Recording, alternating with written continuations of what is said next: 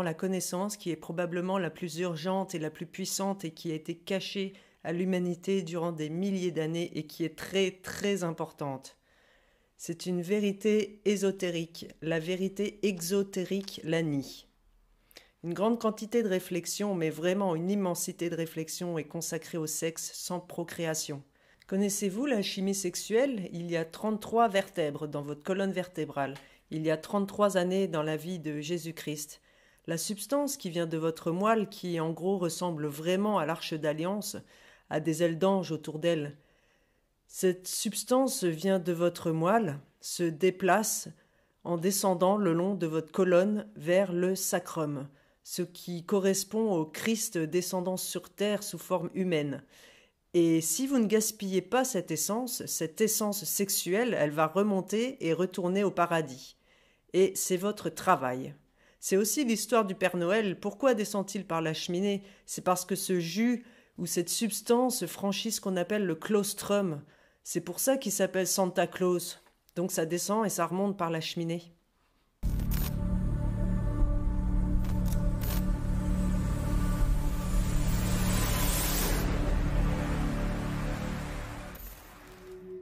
Dans la tête, dans le crâne, il y a le cerveau, et dans le cerveau, il y a en particulier le claustrum. Le claustrum est là, presque au milieu de la tête.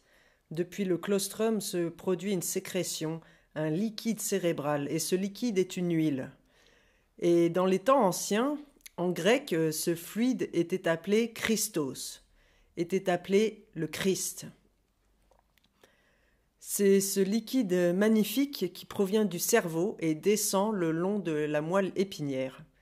Il descend dans la moelle épinière et atteint le plexus sacré juste à côté du sacrum, qui est constitué des 5 vertèbres les plus soudées dans le bas de la colonne vertébrale. La portion tout en bas de la colonne vertébrale est appelée le coccyx.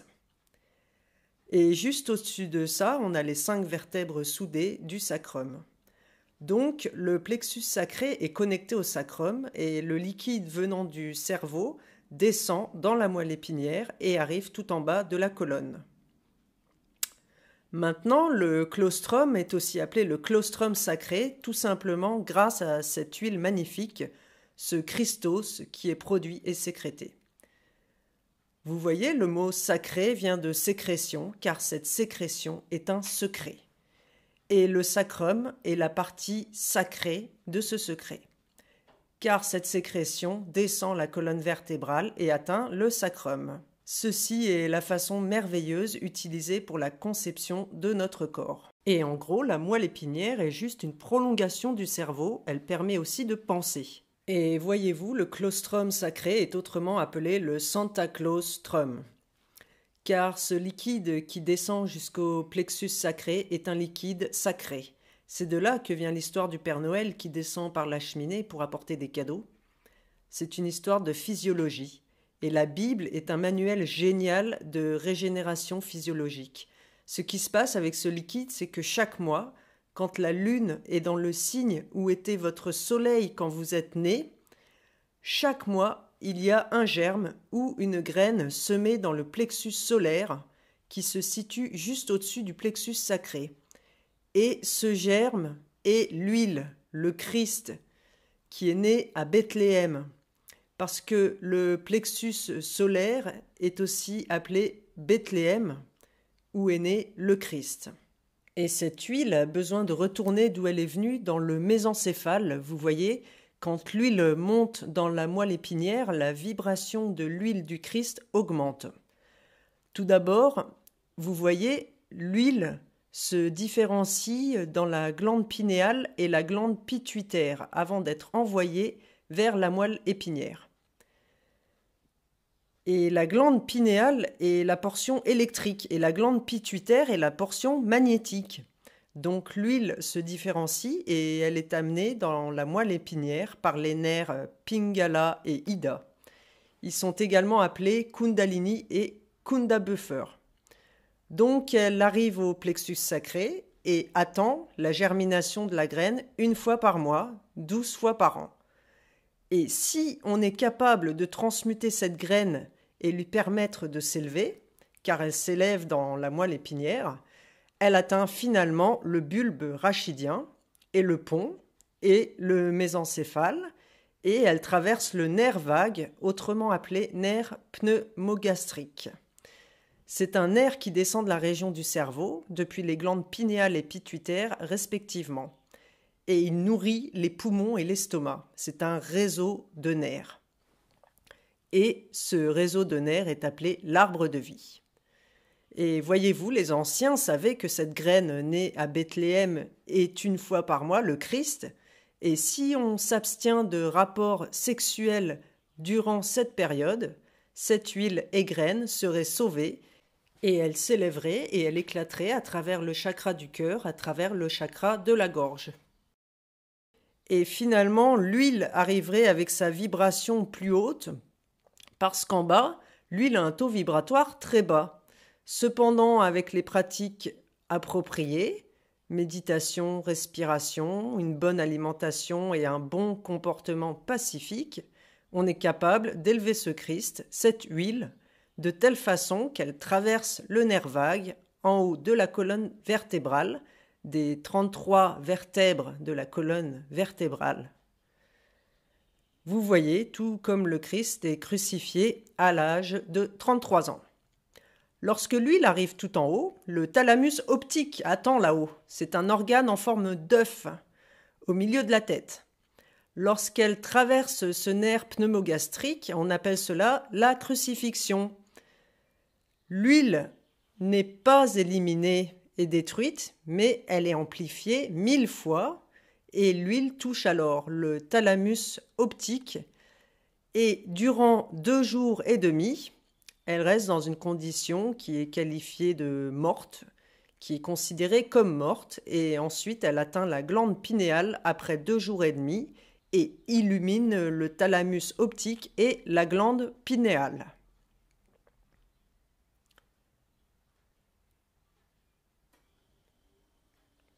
Le thalamus optique était connu par les Égyptiens et les Grecs sous le nom de lumière du monde parce qu'ils connaissaient leur physiologie et leur anatomie. Et ils savaient que cette huile précieuse qui descendait depuis le claustrum, depuis le cerveau, se différenciait dans les glandes pinéales et pituitaires et descendait dans la moelle épinière. Ils savaient qu'à terme elle remonterait et que la partie éclairée de l'humanité était capable de faire monter cette huile christique. Ainsi, elle monterait vers le thalamus optique pour qu'il soit éclairé. Ce qu'il se passe ensuite, c'est que des millions de cellules cérébrales qui étaient inactives sont maintenant réveillées. Et voyez-vous, il existe des pratiques et des choses qui sont très très néfastes pour cette huile. Par exemple, la suralimentation et l'alcool et le sexe pratiqués au mauvais moment. Ceci détruit la graine et c'est ce qu'on appelle manger de l'arbre de vie parce que, voyez-vous, les anciens savaient qu'une fois que l'huile est épuisée à cause d'une vie de débauche, le corps de chair meurt. La mort est le résultat de l'utilisation de toute l'huile. Vous voyez, l'huile qui descend du cerveau est connue sous le nom de manna de paradis, heaven en anglais, parce que heaven veut dire heaved up, soulevé. Et la tête, le crâne, le dôme qui se trouve en haut du torse, c'était connu sous le nom de heavens, et la zone du cœur et le chakra du cœur étaient connus sous le nom de Midgard ou jardin du milieu. Et la région générative était appelée Sodome et Gomorrhe, la région du désir animal, autrement connue sous le nom d'Égypte et d'enfer et de monde, etc. Tandis que le jardin d'Éden est le pays où coule le lait et le miel, c'est à l'étage au-dessus. En fait, la glande pinéale produit le miel, une sécrétion appelée le miel qui contient de la DMT, et le corps pituitaire sécrète le lait. C'est le lait et le miel, et le pays où coule le lait et le miel est au-dessus. Ceci est un secret sacré simplement parce que la sécrétion provenant du plexus sacré est l'une des choses les plus importantes qu'on a besoin de connaître pour la régénération physiologique. Vous voyez, en préservant la graine, on peut vivre plus longtemps en fait. Les anciens vivaient des milliers d'années en protégeant et en gardant ce secret et en le surveillant. Les Égyptiens ont construit des chambres d'ascension, des pyramides, dans ce but précis. Et ils ont enseigné la façon de respecter, de garder, de surveiller et de prendre soin de cette huile magnifique. Et si vous connaissez bien les évangiles, vous connaîtrez toutes les écritures qui s'y réfèrent. Je suis la lumière du monde. Celui qui me suit ne marchera pas dans les ténèbres. La lumière du monde est le thalamus optique. Gardez l'œil ouvert, car si votre œil est sombre, votre corps entier sera sombre. Cet œil a toujours été connu comme le troisième œil. En fait, c'est l'œil spirituel. Maintenant, pour les négationnistes, vous voyez, la plupart des religieux vont nier ceci, car dans leur tête, Jésus-Christ est une personne historique, devant retourner physiquement dans le but de les sauver, parce qu'ils ne peuvent pas se sauver eux-mêmes. Ils ont besoin d'un tiers sauveur indirect, tandis que l'opposé est vrai. Et c'est ce dont le soi-disant apôtre Paul parlait quand il faisait référence au secret sacré du Christ à l'intérieur, du Christ qui demeure en dedans, car le royaume de Dieu est au-dedans de vous, pas à l'extérieur. Et en fait, les mots de Jésus sont assez clairs. Ne regardez pas en dehors, car le royaume de Dieu ne viendra pas avec l'observation. Ne regardez pas ici et là, car il y aura des imposteurs qui diront « Oh, le voilà, le Christ est ici, il est là-bas », car le processus est en dedans. Et à moins qu'on soit capable d'élever cette énergie et sortir des chakras du bas, vous voyez, les chakras du bas traitent de la sexualité, du conflit, de l'envie, du pouvoir, de l'avidité, de la richesse et de toutes ces choses. Et si on cherche constamment à avoir ces choses-là et à manger constamment des fruits de l'arbre de vie, voyez-vous, ces nerfs merveilleux, le système de nerfs pneumogastriques, ils sont responsables de refaire monter l'huile en haut de la cheminée, car le Père Noël apporte de beaux cadeaux, ces beaux cadeaux spirituels, et nous sommes responsables d'acheminer cette huile, cette graine christique en nous, pour qu'elle soit finalement crucifiée au milieu de la tête. Vous voyez, le cerveau est creux et le mésencéphale est le système limbique en haut de la colonne vertébrale et le sein des seins. Et le cervelet, qui se trouve à l'arrière du cerveau, est connu aussi sous le nom de petit cerveau. Le cerveau avec le haut de la tête est associé au bélier. Et le cervelet est associé au taureau et au cerveau gauche, le côté gauche mâle. Le cerveau droit est le féminin et il est connecté au bélier cérébral, le cerveau de Dieu. Vous voyez, on a l'homme-dieu qui est le cerveau et l'homme atome qui est le cervelet. Dans le passé, les gens ont vécu des milliers d'années en préservant et conservant cette huile et en la transmutant pour qu'elle atteigne le thalamus optique. Ce qui se passe quand l'huile atteint le thalamus optique, c'est que du sang neuf est généré dans le corps. Jusqu'à ce que ce processus se produise, on aura du vieux sang toxique dans nos organismes physiques et pour régénérer et produire du sang neuf, l'huile doit être élevée jusqu'au thalamus optique et la guérison peut survenir. Les millions de cellules cérébrales inactives sont réactivées, car on a tous ces cellules cérébrales inactives dans nos cerveaux. Et c'est pour cela que quand vous allez au centre commercial et que vous voyez comment les gens se comportent, ils ont l'air de zombies, zombifiés, car ils n'ont pas effectué le retour de l'huile. Et dans la Bible, ceci est appelé la dîme. C'est pour cela que la Bible dit que vous devez redonner 1/10 au Seigneur. Le Seigneur, Lord, en anglais L-O-R-D, fait référence à l'or. C'est comme ça qu'on change le plomb en or. La moelle épinière est comme un thermomètre. Quand le mercure monte avec la chaleur, d'autant plus avec l'illumination, la conscience et la connaissance, on peut élever la condition de cette huile, et tandis qu'elle gravit la colonne et ascensionne, cela augmente sa vibration, en fait, quand elle est crucifiée en haut de la colonne, où le nerf pneumogastrique est traversé. Cela ne signifie pas la mort, la crucifixion veut dire multiplier par 1000. Et vous voyez, le résultat de cela n'est pas seulement une régénération physique, mais aussi une régénération spirituelle. Et on peut découvrir le mental supérieur et la clairvoyance. La médiumnité se produit en bas dans le plexus solaire. Il y a 4 cerveaux dans le corps humain. Le cerveau, aussi appelé le cerveau de Dieu, le cervelet, qui est le cerveau principal, le bulbe rachidien, qui est responsable des actions involontaires dans le corps, telles que la respiration et la circulation sanguine, et le 4e cerveau est le plexus solaire, qui est plus lié au cerveau instinctif animal, qui reçoit des images de l'éther, de l'air, tout comme pour les animaux, qui réagissent en conséquence, sans raison et logique, instinctivement. C'est pourquoi il est si important d'élever cette huile pour pouvoir sortir du mental inférieur. Le mental inférieur est le plexus solaire et pourri avec les problèmes. Les élites connaissent ce secret, ils l'ont détruit car ils ont poursuivi les soi-disant hérétiques, rebelles et non-croyants qui ont enseigné la véritable histoire du Christ en nous et du processus d'ascension en nous. L'ascension est en nous. On ascensionne vers le paradis, la région soulevée, le dôme du cerveau. Vous voyez ces 2 volets, ces 2 hémisphères creusés du cerveau sont aussi appelés les chérubins.